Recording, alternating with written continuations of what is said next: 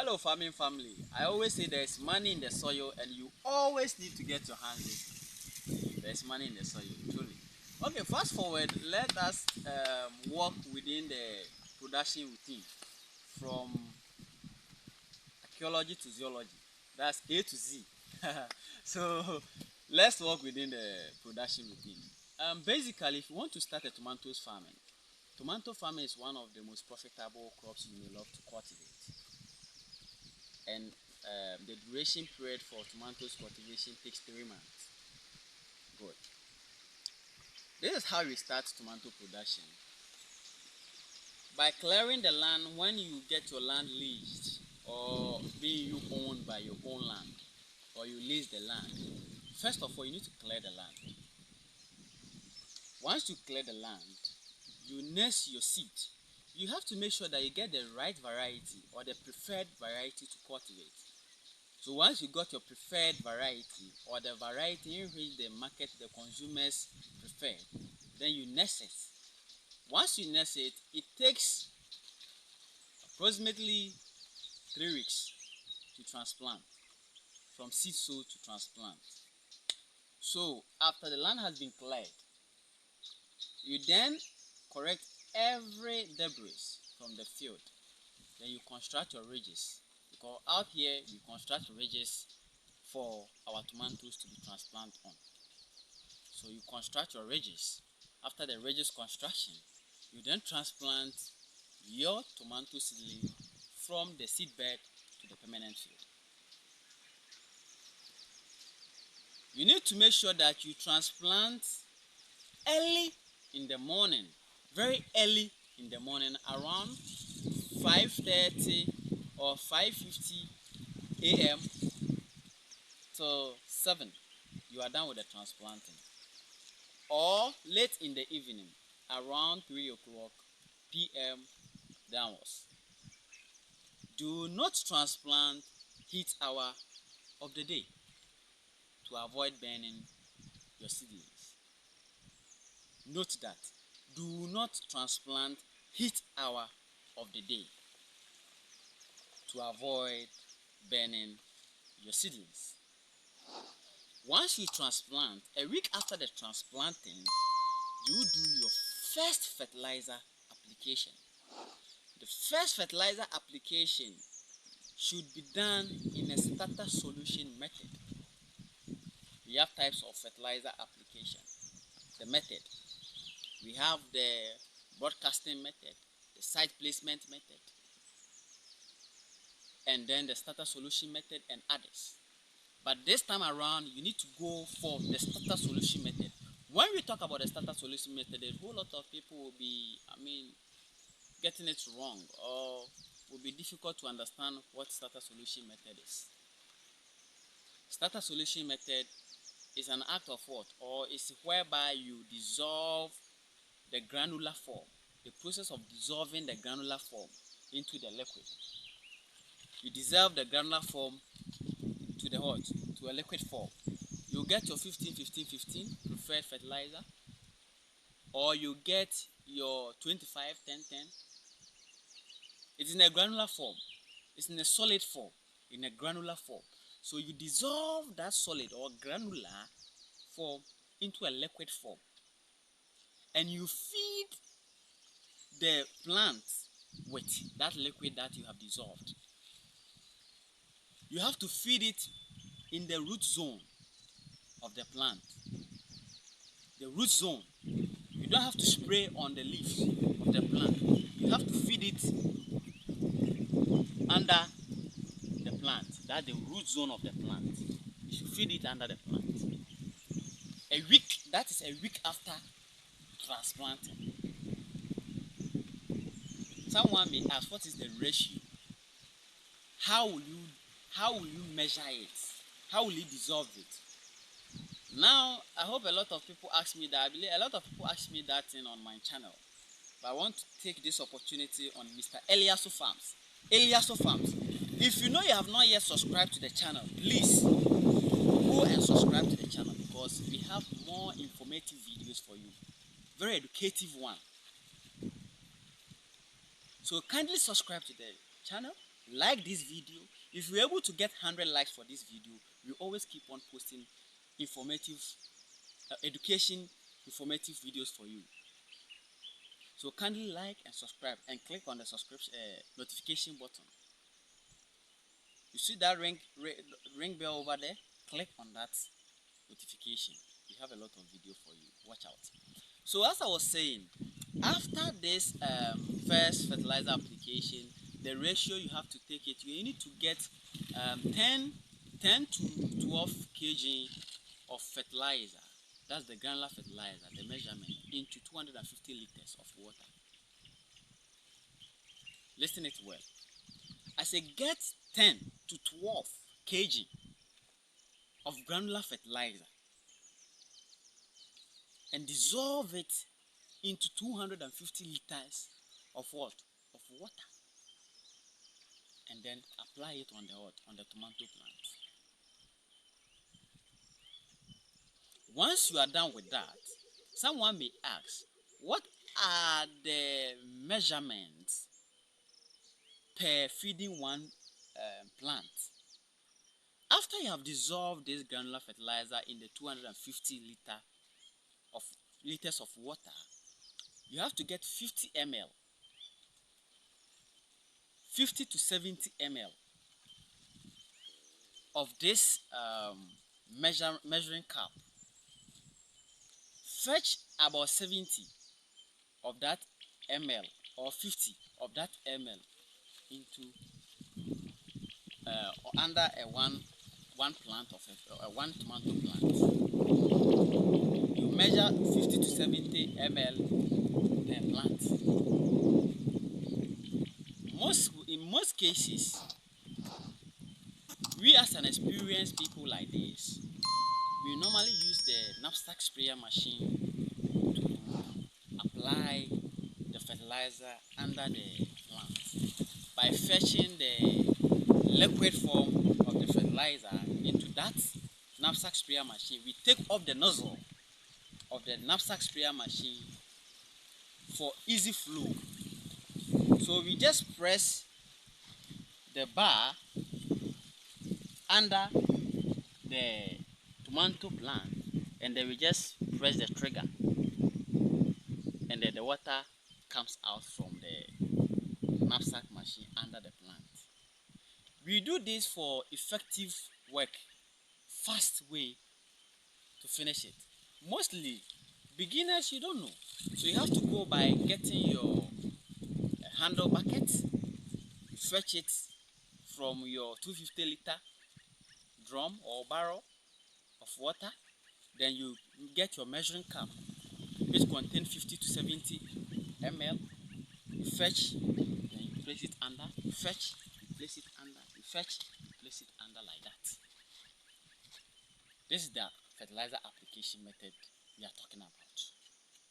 Once you are done, observe that 2 weeks later how fresh your tomatoes will be, how vegetative the tomatoes will be. We have form of fertilizer application. We have a fertilizer application that's a single fertilizer application and boxed up fertilizer application. That's combination of certain fertilizer combined with other fertilizer. Example like granular fertilizer NPK 15-15-15, which is nitrogen, potassium, phosphorus, right? Good, NPK. So your NPK, we have ammonia, which is nitrogen, or urea, which is nitrogen. Good. Once you get that, your nitrogen, your phosphorus, and your potassium, you have to mix it. You can mix it with either your ammonia, which contains 21% of nitrogen, or your urea. Know when to apply your ammonia and know when to apply your urea.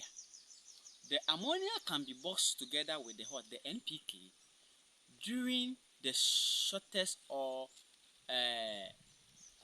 during the time that is not raining much. So once you get your NPK, you need to box it with your ammonia but we get to know when to apply the ammonia or the urea. We mix the NPK with the ammonia when it is not raining much.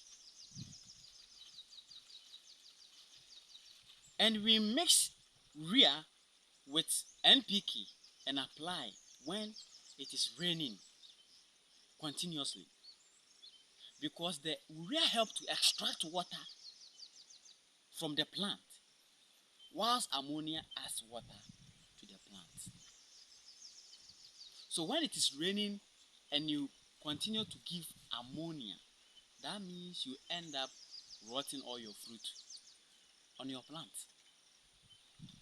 But when it is raining and you give or you apply urea with NPK, that means that it will extract the excess water, the enough water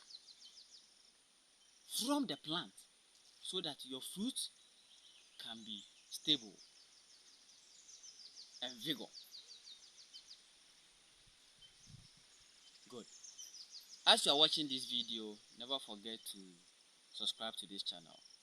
Subscribe. Click on the subscription button.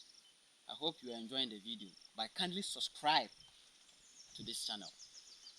So, once you get your NPK and your ammonia or your urea, make sure that you limit the kg of the granular. If you are applying only the granular, that is where you apply 10 to 12 kg per 250 liters. But once you want to box the two together, then that makes sure that you have to make sure that you have to limit the granular, the NPK. You have to limit it to 8 kg. And you add 2 kg or 4 kg of urea or ammonia to it,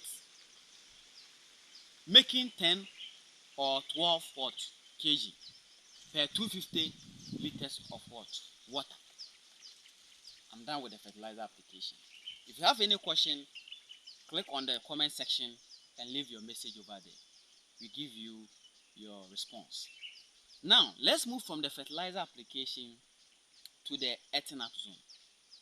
Once your plant reaches 2 weeks to 3 weeks after the first fertilizer application, you started observing flower buds. You started observing flowering. At that time, you have to make sure that you start with your earthing up. When we talk about earthing up, what is earthing up?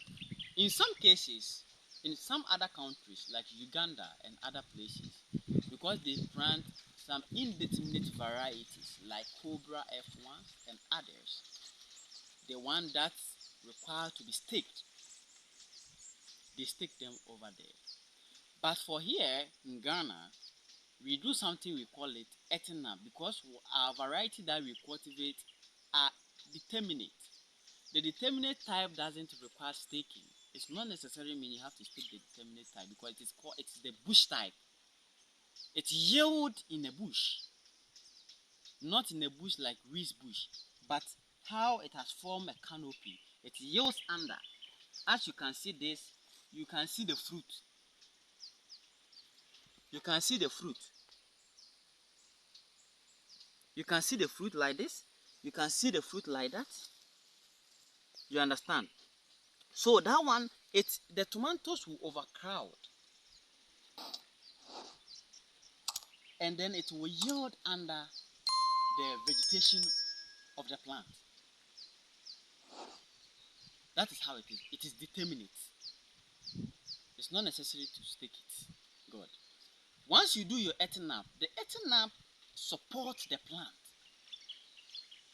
Supports the plant for the plant to shoot new leaf from the stem base. So we do earthing up to support the plant, to hold the stem base of the plant, to increase yield, to stop or to avoid or to prevent the plant from being fallen within the access lane or the access road, to avoid rotting fruits. So this earthing up helps to support this plant from all these categories. So what is the earthing up? The earthing up, can you When show we talk us about the? earthing up, Mhm. earthing up is the additional, the act of topping up or hailing up soil to hold the stem base of the heart of the plant. When you do the first one, it is called ridges.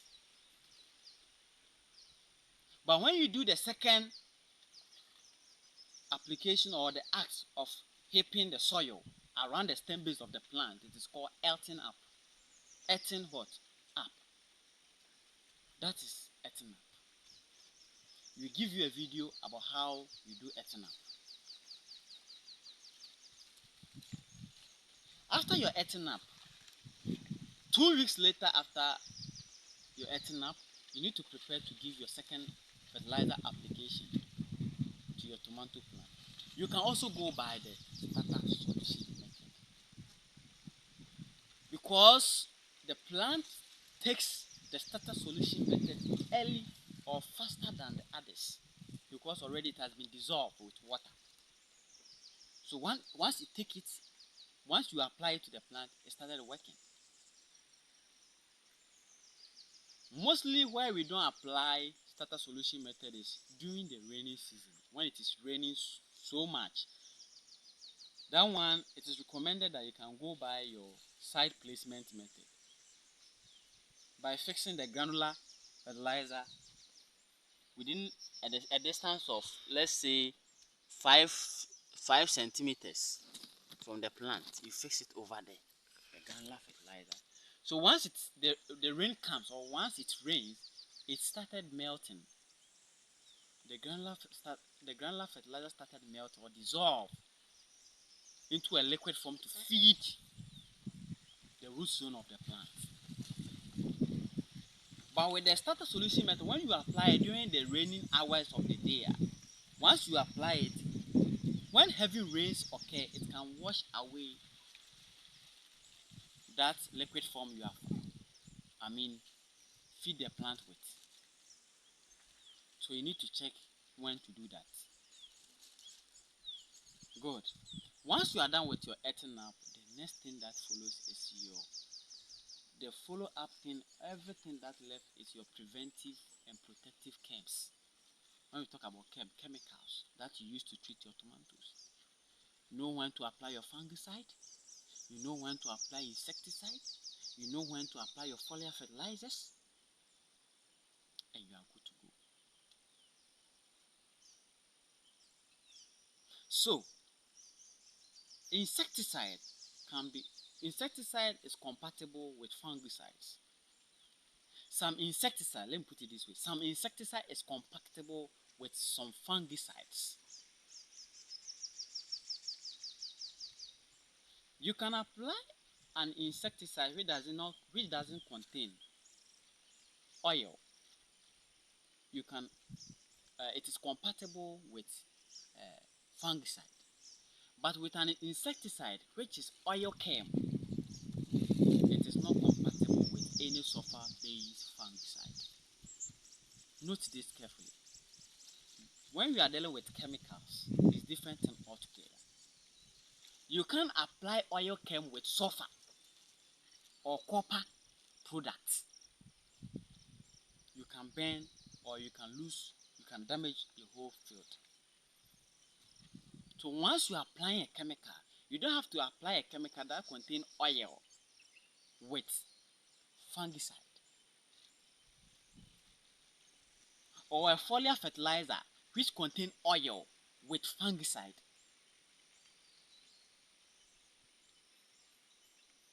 Note this very well.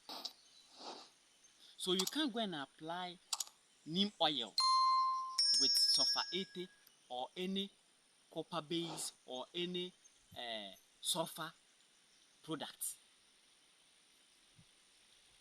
It is not compatible. So once you purchase any chemical, please kindly read the compatibility of that chemical. It's very important. Also, once you are applying that, know your withdrawal periods. Know your entry periods. You need to observe that protocol. It's very important.